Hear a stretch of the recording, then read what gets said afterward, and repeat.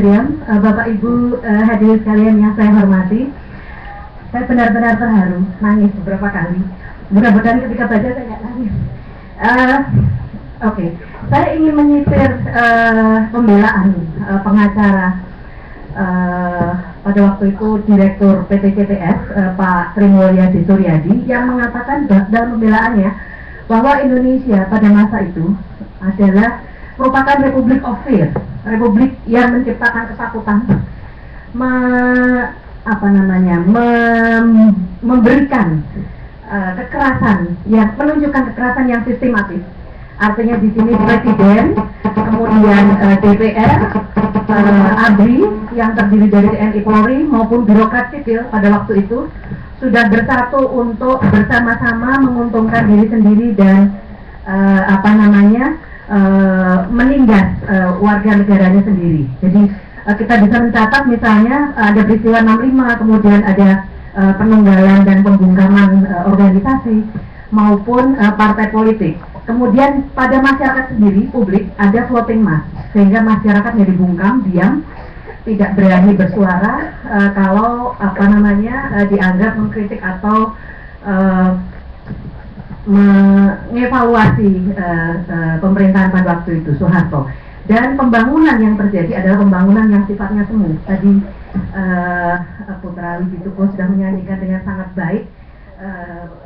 Pembangunan yang ada adalah kalau hanya membangun industri-industri yang sangat menguntungkan pemerintah tapi merugikan rakyat dan mencetak banyak koruptor-koruptor yang dimulai pada masa itu. Dan pola kekerasan yang terjadi dari catatan ini saya melihat adanya pembunuhan dalam kasus Udin dan Martinah, kemudian ada penghilangan paksa dalam kasus Wiji Tukul. Kemudian selalu ada skenario yang diciptakan oleh para pelaku untuk menghilangkan jejak dan untuk memecah belah. Tadi seperti misalnya dalam kasus Udin ada yang tuduhan-tuduhan selingkuh.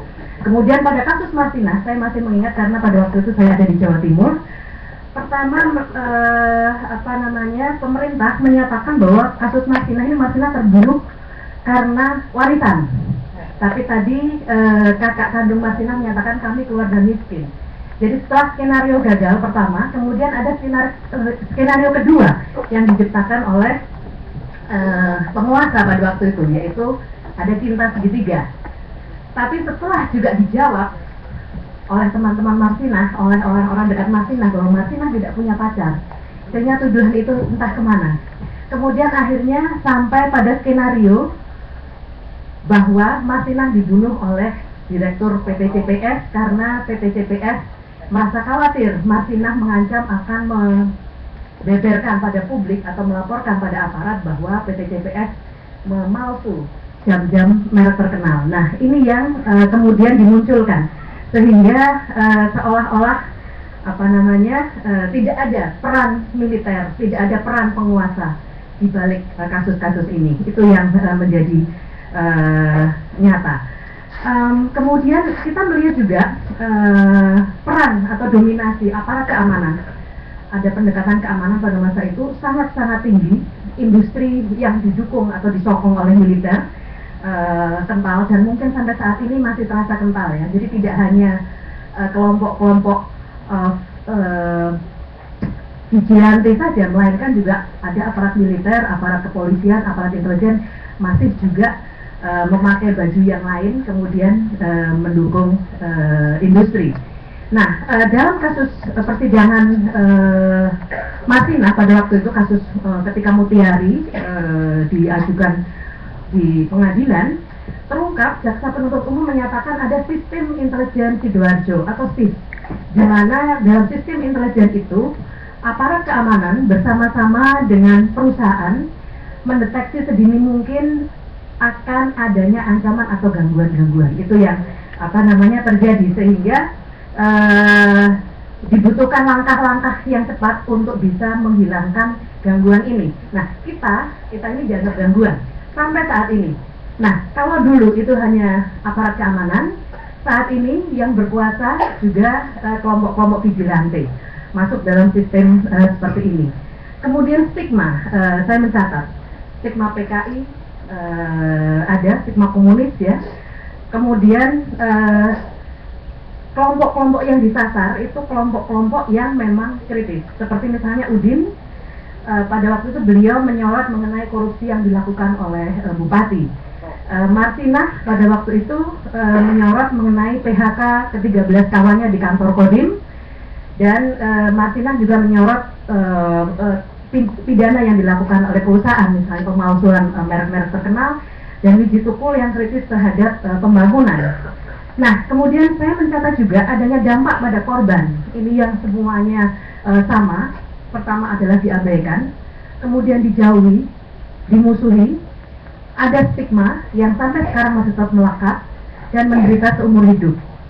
Tidak ada ganti rugi, itu sudah pasti. Dan kemudian mencetak generasi-generasi yang luka. Saya sangat bersyukur bahwa masih ada Udin, Martinah, dan Wiji Tukul pada waktu itu yang memang benar-benar berani untuk tetap memelihara perjuangan atau idealisme yang dianggap baik oleh mereka. Nah, oleh karena itu kita berharap juga dalam kesempatan ini kawan-kawan pembela HAM tidak surut, meskipun ada pembunuhan, ada penghilangan paksa, ada kriminalisasi, teman-teman tetap berada di garis depan untuk melawan ini semua. Meskipun sejak 98 ketika Soeharto jatuh, Habibie meratifikasi konvensi ILO untuk kebebasan berserikat dan berkumpul, memang mulai ada gelombang kebebasan bersama, tapi kebebasan tersebut tidak berlangsung lama. Karena pemerintah melakukan imitasi cara-cara yang dilakukan oleh rakyat dalam berjuang. Katakan misalnya demo, kemudian ada kontra demo. Saudara-saudara saya di Papua, di Aceh, Maluku, tidak diberi kesempatan untuk bisa bersuara bebas dalam mengungkapkan apa yang menjadi pemikirannya. Dan menurut saya, rezim Orde Reformasi akhirnya menunjukkan wajah aslinya. Sampai saat ini masih tetap ada kekerasan, masih tetap ada korupsi, masih tetap ada impunitas, dan yang lebih berbahaya lagi, baru lahir undang-undang yang nantinya lambat atau cepat akan membelenggu kebebasan kita dalam berekspresi, dalam berkumpul dan berserikat, yaitu Undang-Undang Ormas. Terima kasih.